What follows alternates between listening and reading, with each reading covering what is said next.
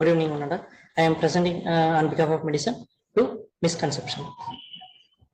So, a 33-year-old female, as working as a professor, came from Shillong, presented with complaints of lower backache for 2 years, bilateral knee joint pain for 1.5 years, and left leg pain for 1 year.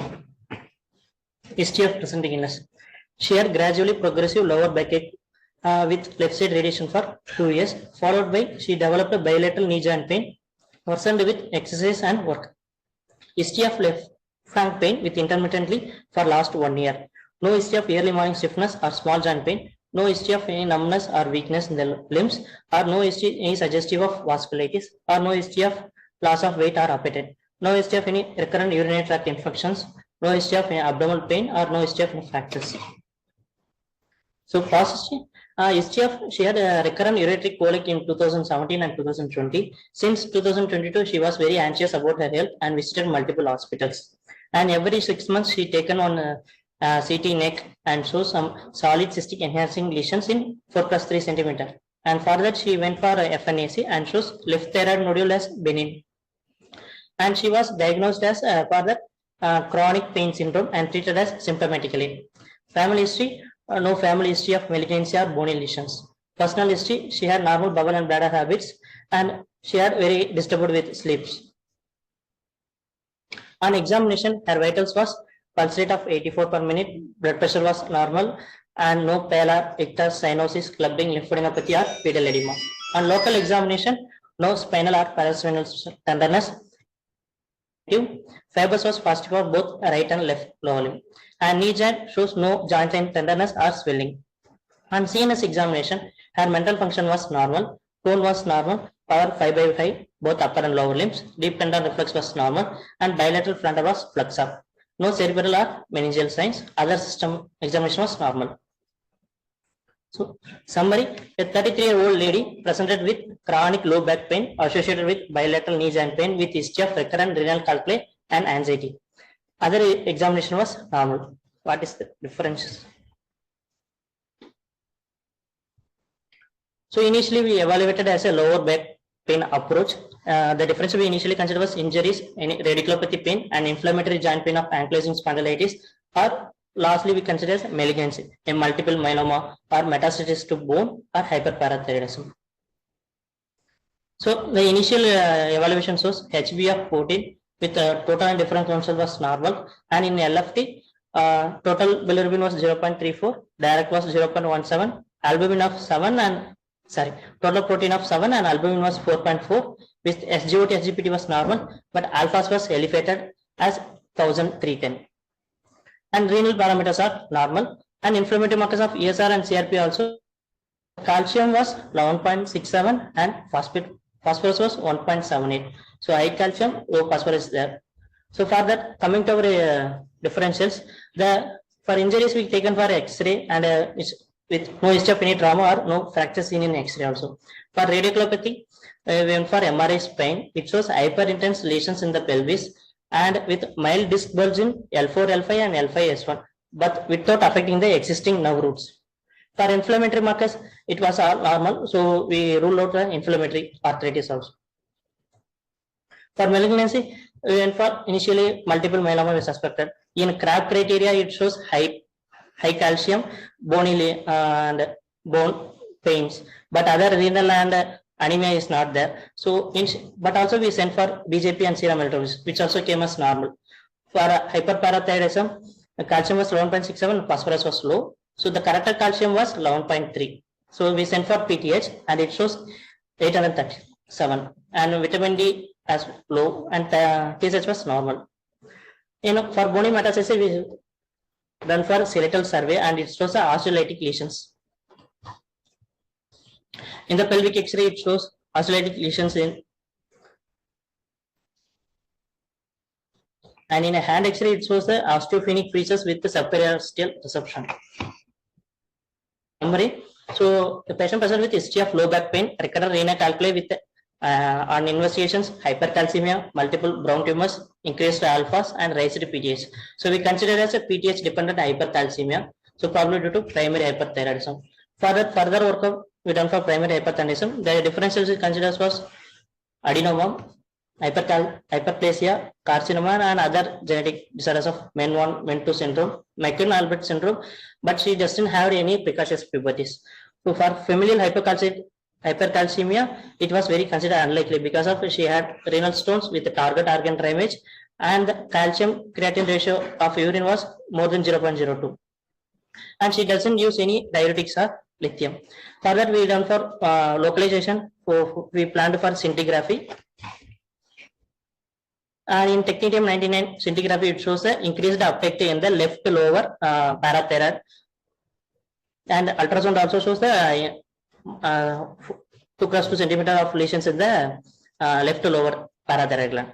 So we done PET scan in view of young age and other want to rule out other men associated malignancies, and it also shows no other malignancy, only heterogeneous well defined lesion at inferior pole of left lower of thyroid. So the final diagnosis was primary hyperthyroidism, PTH dependent, left inferior parathyroid adenoma, no other association with men.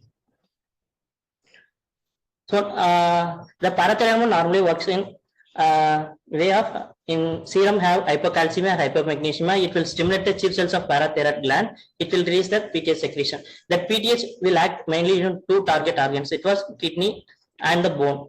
So in kidney, it directly absorbs the increased absorption of calcium and excretion of phosphorus. In bone, it will raise, it act on osteoclast directly and osteoblast indirectly, cause the bone resorption, cause increased calcium and phosphorus. In kidney, it will increase the activation of calcitriol, and indirectly it acts on a small intestine and increase the calcium absorption.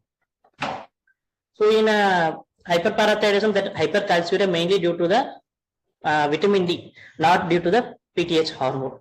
And PTH also will indirectly act on proximal renal tubules. It will inhibit the absorption of bicarbonate. So sometimes it will cause the small metabolic acidosis also. So main here we want to see is that various clinical manifestation of primary hyperparathyroidism. In classical presentation, patient will present as the renal or skeletal manifestations. In renal, polyuria due to concentration defect in the affected by the PTH. Then nephrolithiasis, nephrocalcinosis, and impaired renal function. In skeletal, mainly present as bone pain, osteotis fibrosa cystica, osteoporosis, and fractures. In non-classical presentations of gastrointestinal, anorexia, abdominal pain, nausea, vomiting, constipation, peptic ulcer disease, and polylithiasis and pancreatitis. In cardiovascular, patient mainly present as cardiac arrhythmias, shortened QT intervals, and left ventricular hypertrophy. In neuromuscular, patient present as muscle weakness, fatigue, proximal muscle atrophies, and impaired neuromuscular functions, cramps. Mainly patient sometimes most of we miss it as a neurobehavioral changes, mainly depression. In our patient also anxiety and sleep disturbance also there, but mostly they will present as in hypercalcemia, psychosis, delirium, and hallucinations. So the main mode of treatment was a surgery. The criteria for surgery was any one of the following of serum calcium. If corrected calcium was more than 1 mg per deciliter of the upper limit of normal, and skeletal vertebral fractures or bone mineral density scan T-score of less than -2.5. In renal, creatinine clearance of less than 60 ml per minute, or nephrocalcinosis or nephrolithiasis, or hypercalciuria, if patient age is less than 50. So coming back to our patient we hydrated well and planned for bone mineral density, which is vitamin D supplements, planned for focused parathyroidectomy. So the learning points is various forms of low back pain. Lytic bone lesions are always not present as a malignancy, and various clinical manifestations of hyperparathyroidism. Thank you. Sakthivel, very nice presentation of how to work up for a patient with hypercalcemia. And hypercalcemia continues to, and hyperparathyroidism continues to surprise us in so many ways. We have seen patients with innocuous looking neuromuscular manifestations to patients coming with neurobehavioral changes. We have seen patients who, on the other side of the spectrum, who present with life-threatening disorders like kidney injuries. And we recently had a lady who presented with calciphylaxis with diffuse infarction of the skin in the lower limbs and in the abdomen due to something called as calciphylaxis. So it continues to surprise us, although the only thing that we learn from our medicine books sometimes is bones, groans, and abdominal groans. It's not only related only to those. And we have recently had one more guy who presented with a conduction block with the bradyarrhythmia.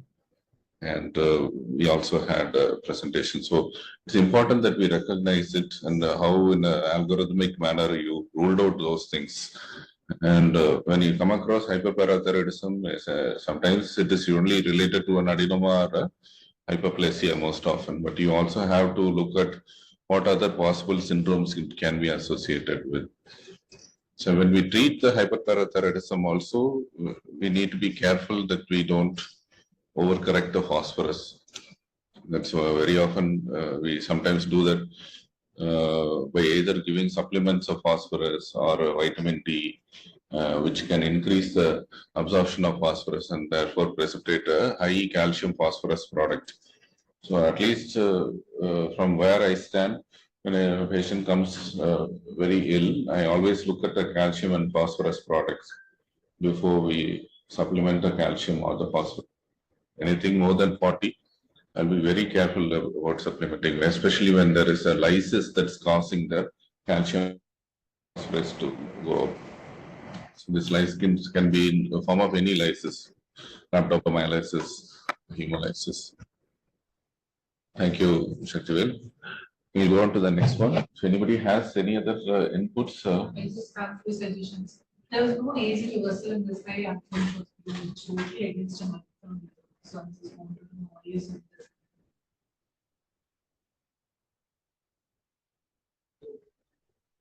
But no other reason. The whole patient.